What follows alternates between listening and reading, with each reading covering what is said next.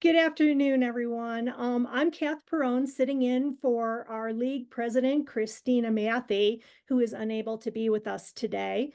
I'd like to welcome you to the Jefferson County League of Women Voters discussion on LWV Vermont's proposed change to the LWUS privatization position. The LWVJeffco Health Care Interest Group will be presenting this information to you today. And as you might be aware, the Jeffco League members have formed quite a few long-term interest groups who research and dive into the current governmental issues. Last month was sustainability. They did their presentation, and in May, immigration, headed up by Betty Seelan, and that interest group will be giving a presentation. When an interest group wants to share their findings with the membership, they have a couple of different ways to do it. This general group presentation is actually being scheduled twice. It's being offered today, Monday afternoon, and then repeated on Wednesday evening to allow all members the opportunity to learn about the issue and its key information. Following these presentations, members have the opportunity to come together at their unit meeting to ask more questions and hold vigorous discussions around the issue at hand. To that purpose, feel free to ask your informational and technical questions, and we'll do our best to provide answers during this presentation. However, we do ask that you hold your thoughts on this proposal for the unit meeting, where that discussion will move forward. A Q&A session will be held at the end of this formal presentation. To ask a question, please raise your hand using your raise your hand icon found at the bottom of your screen, or you can type it into the chat field and we will recognize you. During the formal presentation, we ask that you remain muted as it reduces our background noise so all can hear. And please be aware that this presentation is being recorded. So if you wish not to be seen in the recording, you might want to stop your video to be a blank screen. The purpose of today's presentation by the LWVJeffco Healthcare Interest Group is to review a proposed position that will be voted upon at the National Convention in June by our delegates. At the U.S. National Convention, we adopt new positions and update our current ones, which provide the foundation for all of our advocacy work. State leagues are provided the opportunity to present new positions and recommend updates to the existing positions for adoption at this event. Today, we are reviewing a healthcare privatization position from Vermont State League, which is being recommended for adoption at convention by concurrence. And as a refresher, adoption by concurrence is when the proposed position is adopted as is without changes to it. We concur with it completely. It is Vermont's belief that our the League of Women Voters of Vermont's belief that our national privatization position should be updated to state that healthcare should not be privatized. Their belief is that this position is necessary to allow us to better advocate on the current healthcare issues. It's not that simple, and that's why we have a whole presentation to go through, and Mary will be going into much more detail. But the current national privatization position specifies that human services may be privatized with proper contracting and oversight. And the current national healthcare position supports universal healthcare, but is silent on the delivery process. So I'd like to take this opportunity to thank Mary Bligan and the Jeffco Healthcare Interest Group for presenting the basic information surrounding this proposed position to us today, so that we're able to further discuss it at our next unit meeting. With that, I'd like to turn it over to Mary. I wanted to recognize the other people on the Health Interest Group. Marilyn Ayers, she's on here today, Gloria Kennedy, Christina Matthey, and in the past, Betty Seelan has been on. We invited her, but she's so busy with immigration. So I also wanted to give you just a little bit of background for me. I am a nurse. Many of you know that, but I also was a nursing professor. And with my master's and doctoral degrees, I did a lot of research in health service administration, which included such things as the quality and safety of care in hospitals. Just a little bit of my background before we actually get to the slides, but here they are. League of Women Voters, Jeffco Health Interest. Okay, we are presenting, as Cass said, Vermont position statement on privatization of healthcare. The Jeffco League of Women Voters Board has reviewed this and recommended that it be included in the LWV US convention agenda. And then, of course, the Jeffco LWV Health Interest Group members watched a presentation from Vermont on this position. A little bit of background to the Vermont statement is they asked themselves three major questions. Is healthcare a public good or is it a private good? And then can free market rules, supply and demand, support equitable provision of healthcare to all citizens? And finally, if for-profit corporations and private equity firms do contract to deliver on promises that they can provide equivalent quality care at lower cost, what if they don't? And that's what they addressed in their background. Their answer to those questions were yes, healthcare fits several definitions of a public good. No, free market rules do not support equitable provision of healthcare to all citizens, nor in all locations. No, it's not reasonable to continue contracting with for-profit corporations and private equity firms who fail to fulfill the terms of their contracts. This concern is currently acute and would be very relevant in the future if we get to universal healthcare, where all healthcare is government, and do we want it contracted out to private providers? So the LWV Vermont request to the US LWV to supplement, not replace, positions on healthcare and representative government. In particular, the LWV Vermont position addresses the US position in the representative government area or impact on issues. And that particular policy there's a link on the Jeffco website for that policy if you want to read it in depth. So briefly, the Vermont position said healthcare in the United States should not be provided by private corporations. The overall goal for the private corporation is to maximize profits for shareholders. And while all organizations have to ensure that their costs are covered by their revenues, the motivation for healthcare should primarily be to care for all citizens with high quality, appropriate care. We'll skip that one. Also, the full LWV Vermont position is also available in a link on the Jeffco website, right below the announcement for this presentation. What I want to do first is to preview some trends and stories about privatization, including accountable care organizations, Medicare Advantage plans, private equity firms purchasing hospitals and physician practices, and then there's a particular medical monopoly in Colorado that we can look at. And then finally, we'll conclude with the LWV Vermont's position highlights. So first of all, excuse me, what is an accountable care organization or an ACO? By definition, what these are is groups of doctors, hospitals, and other healthcare providers who work together to coordinate high quality care for Medicare patients. That's their purpose. That's their overall goal. That coordinated care helps ensure that patients, especially the chronically ill, get the right care at the right time, with the goal of avoiding unnecessary duplication of services and preventing medical errors. When an ACO succeeds in delivering high quality care and spending healthcare dollars more wisely, it shares in the profit. It gets money from the government for achieving those goals. That's why the accountable care organizations exist. If they can meet those goals, then they make money. What Vermont provided, however, was sort of a review of problems that accountable care organizations have had, in particular, the accountable care organization, REACH. It creates incentives for the doctors to avoid expensive care for the patients. Obviously, they want to reduce the cost, so they avoid expensive care. It adds a layer of bureaucracy that reduces access to care for patients.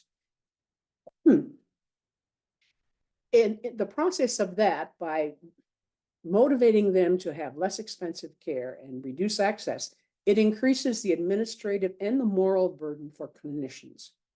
And in the end, it uses predatory tactics to receive overpayments, that profit piece that they went for, that will drag the Medicare trust fund down more quickly than traditional Medicare does.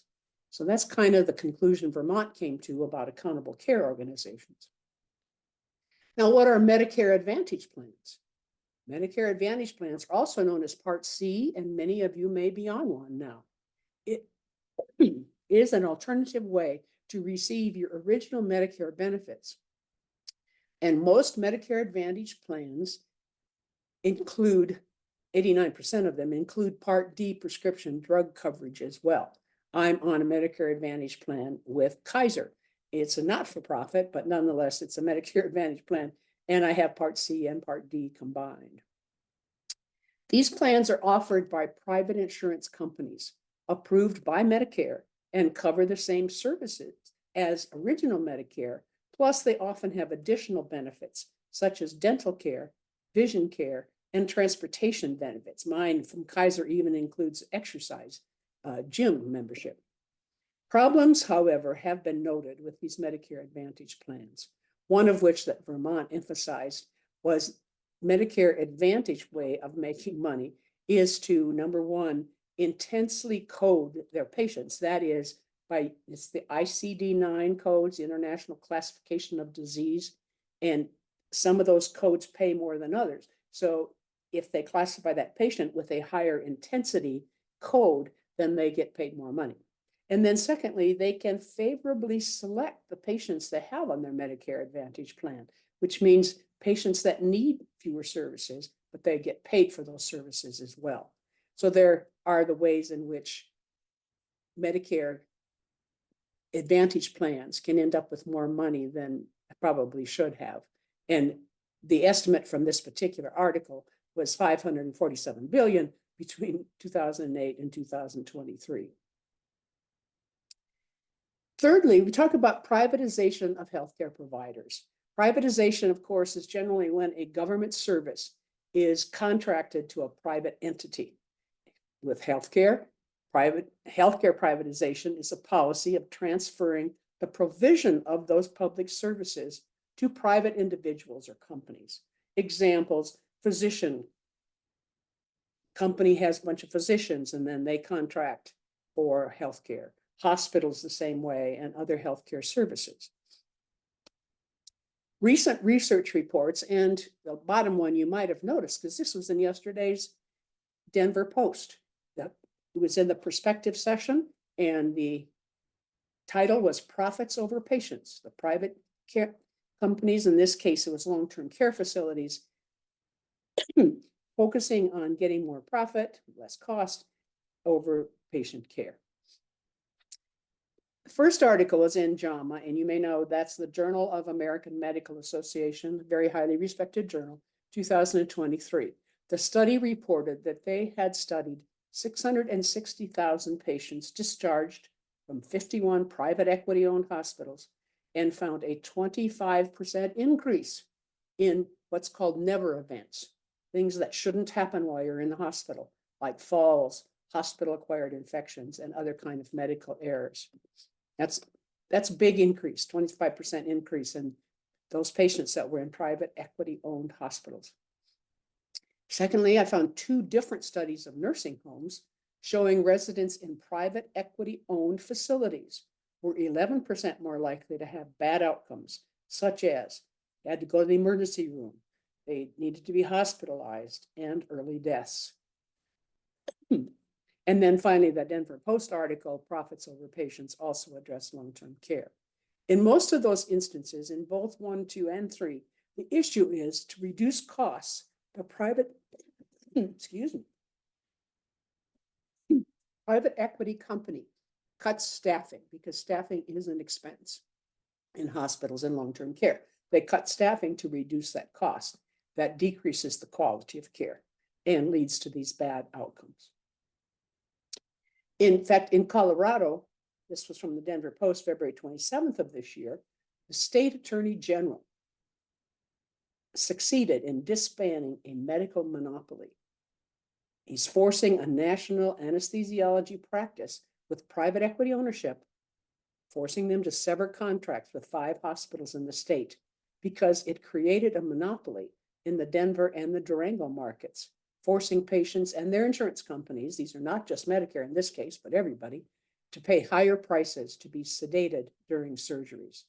The 5 hospitals are all part of Common Spirit Health, one of the nation's largest nonprofit health systems, but they were forced to have contracts for anesthesiology services with this company out of Texas that was costing a lot of money. So, given that background and what you know about healthcare, Vermont position summarized then is that healthcare is a public good and we need to treat it as such. The League of Women Voters believes that healthcare, like other programs that provide and protect basic human needs, should be considered a public good. Public funding, oversight, and delivery of essential healthcare services, including tests and treatments and facilities, are necessary to optimize equity and access, and that access for everyone, racially, economically, geographically, and other underserved populations. Public funding should be being used to provide services to all people. The quality, transparency, accountability, and affordability of healthcare are all critically necessary for effective administration. Further, the League supports public oversight of all aspects of healthcare, from the policymaking to administration to accountability, and public participation in the policymaking and accountability are essential. We can't just take our public good of healthcare, contract it to private entities, and ignore it. We need to continue monitoring. Secondly, their conclusion is that healthcare does not follow free market principles.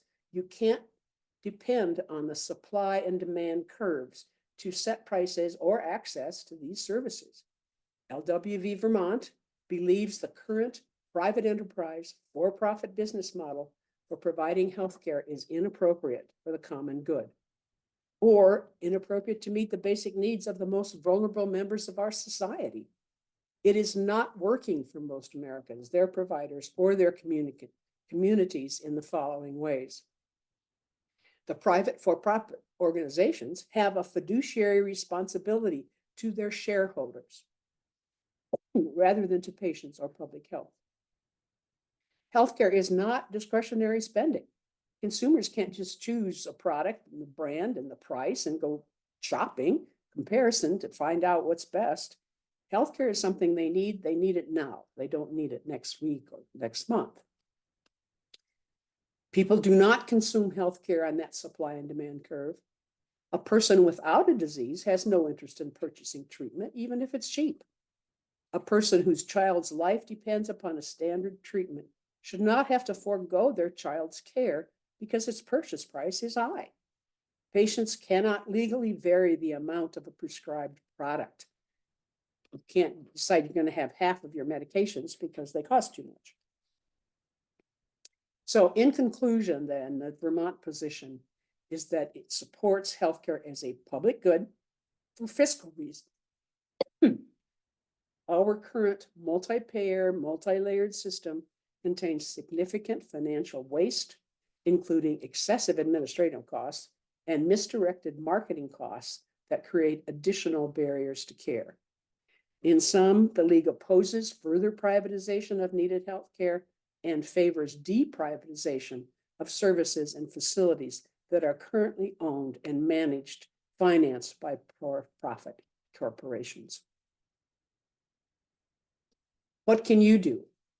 Well, you can promote public control and provision of universal health care to all people. That is the goal of the League of Women Voters, U.S., state, and local.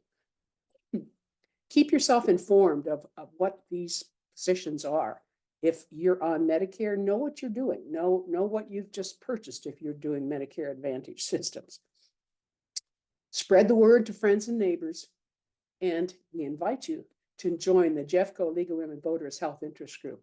We had a fairly small number of people participating this time, and we would love to have more of you as the fall goes on and we delve deeper into some of these issues. So that concludes my presentation. Just another reminder too, on the Jeffco website, right below the announcement for this presentation, there are, I think, 4 links. One is a video with Robert Reich, who used to be the director of the Treasury or something, talking about privatization in general, if you want to know more. Then there's the League of Women Voters US healthcare policy, the League of Women Voters US privatization issue, or not without the privatization issue. And then finally, League of Women Voters Vermont, full position statement on this issue. Well, I want to thank you all for attending today, and our hope is that we're going to look forward to discussing this proposed position further at your next unit meeting.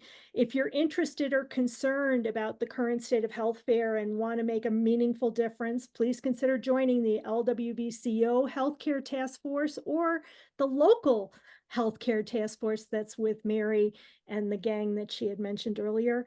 The League is a great way for you to make a positive change within your community. You can learn more at our website, LWVJeffco.org. And I wanted to thank again the entire healthcare interest group, and then especially Mary, for putting together today's presentation. We respect your expertise, and thank you for breaking it down for us. We really do appreciate it. And now we turn to questions and answers, and back to Mary. Thank you.